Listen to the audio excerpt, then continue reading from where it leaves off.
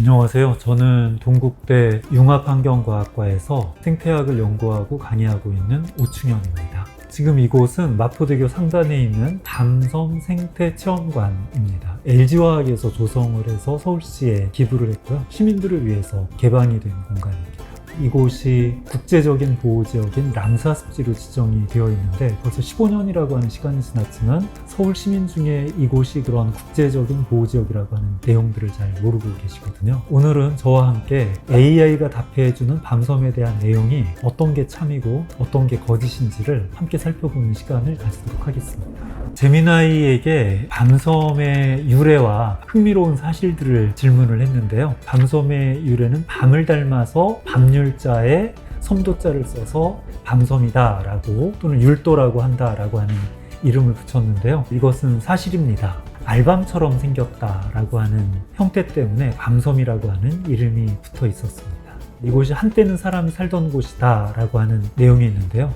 실제로 1960년대까지 이 밤섬 내부에 약 400여 명의 주민이 사시면서 주로 배 만드는 일들 하시면서 사셨다라고 하는 기록들이 있고, 지금 이곳에 사셨던 분들이 마포의 창전동이라고 하는 지역으로 이주를 해서 밤섬 이주민단지가 지금도 그 지역에 남아 있습니다.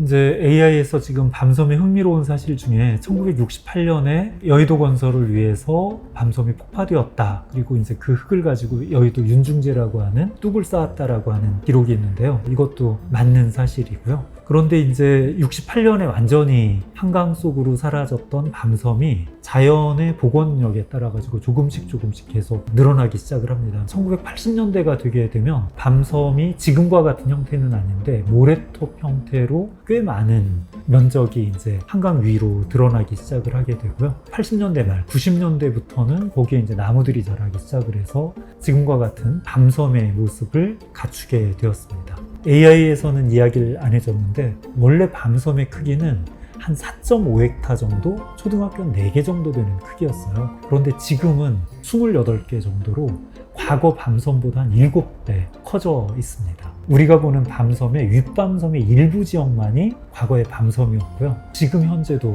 밤섬 계속 커져가고 있다라고 보시면 될 것 같습니다. AI가 밤섬이 점점 커지는 이유를 한강 상류에서 흘러온 흙과 모래가 물살이 느려지는 밤섬 주변에 쌓이고 식물이 자라면서 더 많은 흙이 모여서 섬 면적이 조금씩 커진다라고 했는데 참 맞습니다. 밤섬의 이제 크기가 커지게 되는데 가장 큰 역할을 한 것은 헌버들이라고 하는 버드나무 종류예요. 한강변에 이제 물이 들어왔다 나갔다 하는 지역에는 주로 선버들이 많이 자라거든요. 밤섬 같은 지역에도 선버들이 자라면서 뿌리가 모래를 계속 잡고 있게 되니까 또 그 뿌리를 잡고 있는 지역으로 또 모래가 쌓이고 그러면서 밤섬은 계속해서 커지고 있는 그런 상황이다라고 보시면 됩니다. 그럼 밤섬이 점점 커지는 게 어쨌든 람사르 습지가 자연을 보호하는 구간이 커지는 거니까 좋은 거예요?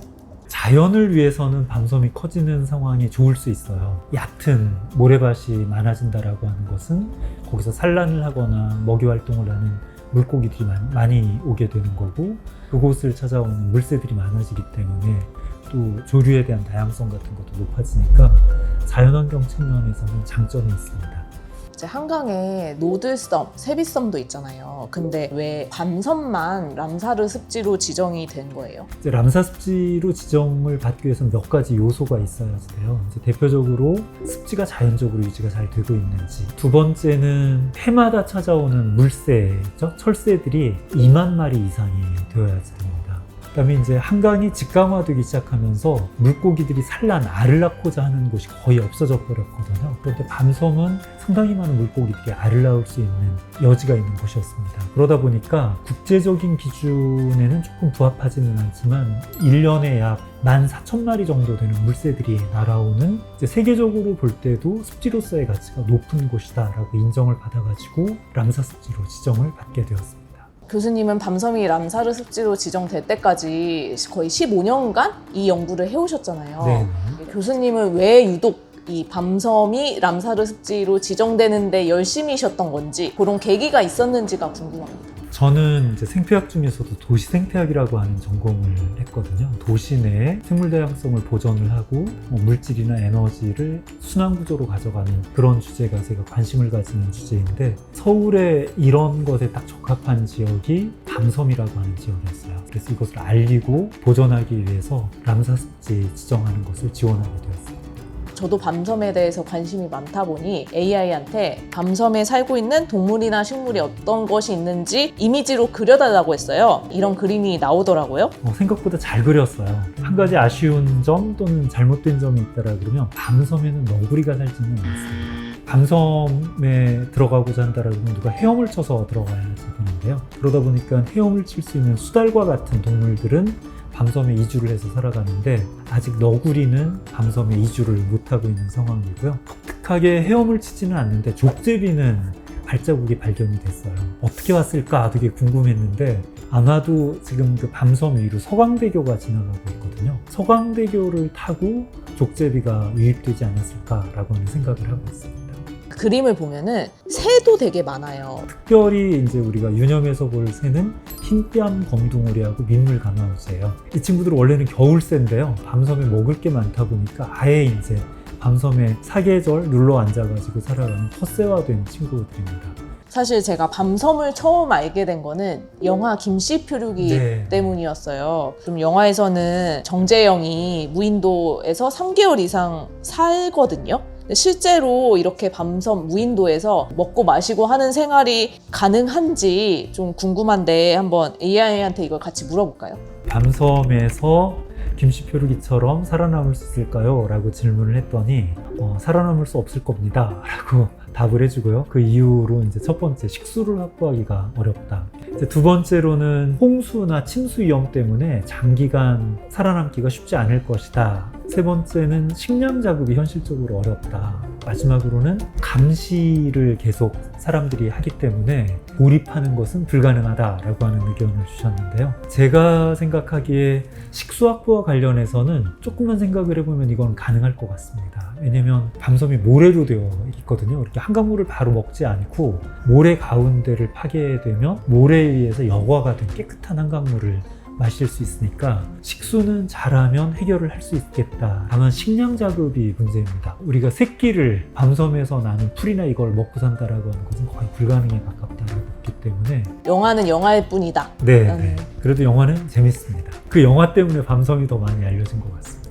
실제로 그 영화에 보면은 짜장면 배달하고 하는 그런 장면에 있는 그 짜장면집이 아직도 마포구에 남아 있습니다. 혹시 가보셨어요? 예, 가봤습니다. 밤섬을 개발하자, 산책로로 개발하자라는 의견이 있고, 아니면은 이거 람사르 습지로 계속 자연보호해야 된다. 각각 반반의 의견이 분분한데 좀 요거는 어떻게 생각하시나요? AI에게 질문을 했더니 두 가지 답변을 주셨어요. 하나는 철저하게 보존을 하는 게 필요하다라고 하는 답변하고, 시민들을 위해서 탐방로를 조성을 해서 친환경적으로 개방을 하자라고 하는 의견이 있는데요. 밤섬을 한 10여 년 계속 연구를 해왔던 연구자의 입장에서 보면 밤섬은 철저하게 보존을 하는 게 맞는 것 같습니다. 일단 밤섬 내부로 들어가 보시면 밤섬은 일반 땅하고 틀려요. 완전히 모래밭이거든요. 그 다음에 또 밤섬은 1년에 몇 차례씩 물에 잠기거든요. 그러니까 거기에 이제 탐방로를 만들어 놨다라 그래도 큰 물만 지면 다 쓸려 내려가는 그런 구조로 되어 있어서 사실은 영구적인 시설물을 조성하기가 생각처럼 쉬운 곳은 아닙니다. 그리고 실제로 이제 많은 분들이 이제 자원봉사나 그런 걸 통해서 밤섬에 들어가 보시면 실망을 하는 분들이 많아요. 왜냐면 밖에서 볼 때는 밤섬이 버드나무로 둘러싸인 되게 푸른 섬처럼 보이는데요. 밤섬 내부로 들어가게 되면 한삼동굴 같은 귀화식물로 빽빽하게 덮여져 있습니다. 그래서 진입하기도 쉽지 않을 정도이고, 그 다음에 이제 여름철에 범람을 통해 가지고 수많은 쓰레기들이 계속 오기 때문에 그걸 이제 계속 청소하고 하는 것들도 좀 쉽지가 않은 부분이 있거든요. 사람이 들어가지 않아야지 설새들도 좀 원활하게 살아갈 수가 있고, 그 다음에 이제 식물들도 어느 정도 세력을 유지할 수 있기 때문에 가능한 한 사람이 들어가지 못하는 곳으로 보존을 하는 것이 장기적으로는 중요할 것이다라고 생각이 좀 됩니다.